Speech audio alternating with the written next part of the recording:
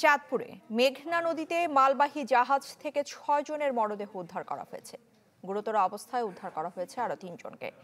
বিষয়টি নিশ্চিত করেন নৌ পুলিশ সুপার সৈয়দ মুশফিকুর রহমান। তিনি জানিয়েছেন, গত রাতে চট্টগ্রাম থেকে সার নিয়ে সিরাজগঞ্জের দিকে যাচ্ছিল এমভি আল বাখেরা। দুপুরের দিকে চাঁদপুরের হাইমচরের মাঝির চর এলাকায় জাহাজটি পৌঁছলে সেখান থেকে মরদেহগুলো উদ্ধার করা হয়। খবর পেয়ে ঘটনাস্থলে যায় কোস্টগার্ড এবং পুলিশ। প্রাথমিকভাবে একে ডাকাতি এবং ওই ৬ জনকে অস্ত্র দিয়ে হত্যা করা হয়েছে বলে ধারণা করা হচ্ছে বলেও জানিয়েছেন নৌ পুলিশ সুপার।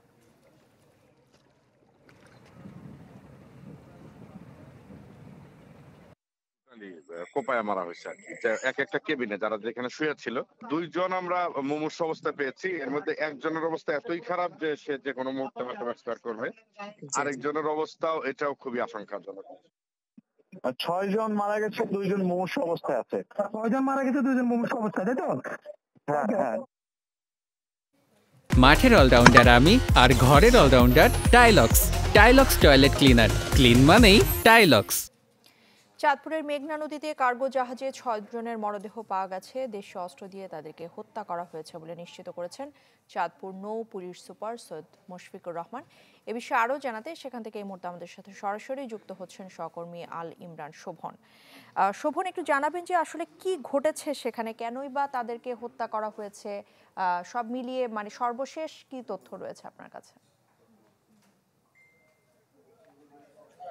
ইশাক, আমি এই মুহূর্তে রয়েছি চাঁদপুরের মেঘনা নদীর মাঝের চর এলাকায়। আপনি জানিয়ে রাখি, গত রাতে গভীর রাতে চট্টগ্রাম থেকে ছেড়ে আসা একটি সারবাহী জাহাজ, যেটি চাঁদপুরের মেঘনা নদী হয়ে ঢাকার দিকে যাচ্ছিল। এই জাহাজটি যখন চাঁদপুরের হাইমচর উপজেলায় মেঘনাচর এলাকা অতিক্রম করছিল, তখন একদল দুর্বৃত্ত জাহাজটিতে হামলা চালায়।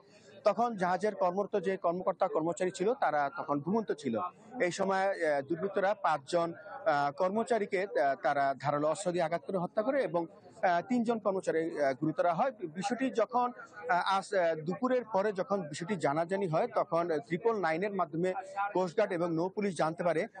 তারা জানার পর তারা ঘটনাস্থলে ছুটে আসেন এবং আপনি দেখতে পাচ্ছেন এই এমভি আল বাকিরা নামের এই জাহাজটিতেই এই নির্মম হত্যাকাণ্ডের ঘটনা ঘটেছে। ইতিমধ্যে এখানকার যে নৌ পুলিশ কোস্টগার্ড তারা 5টি মৃতদেহ উদ্ধার করেছে। ময়নাতদন্তের জন্য সদর হাসপাতালে নিয়ে যাওয়া হয়েছে। আর যে 3 জন তাদেরকে চিকিৎসার জন্য চাঁদপুর সদর হাসপাতালে নিয়ে যাওয়া হয়েছে। এখানে কর্মরত নৌ পুলিশ এবং জাহাজের কর্মচারীরা জানিয়েছেন কি কারণে কিভাবে হত্যাকাণ্ড হলো তারা স্পষ্টভাবে বলতে পারেনি। আইন শৃঙ্খলা বাহিনী বলছে তারা বিষয়টি তারা তদন্ত করে দেখছে।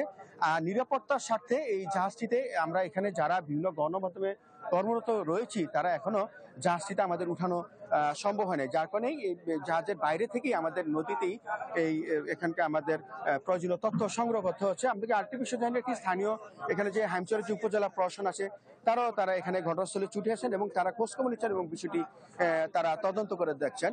নৌ পুলিশ জানিয়েছে তারা এই বিষয়ে তারা তদন্ত কমিটি করবে এবং কোস্টগার্ডও তারা বলেছে তারা বিষয়টি খতিয়ে দেখছে কি কারণে কেন এই সারবাহী জাহাজে এই হামলাটা হলো এবং 5 জন মানুষকে ধারালো অস্ত্র দিয়ে নৃশংসভাবে হত্যা করেছে তা তদন্তের মাধ্যমে উঠে আসবে। তো এই ছিল চাঁদপুর থেকে সর্বশেষ খবর।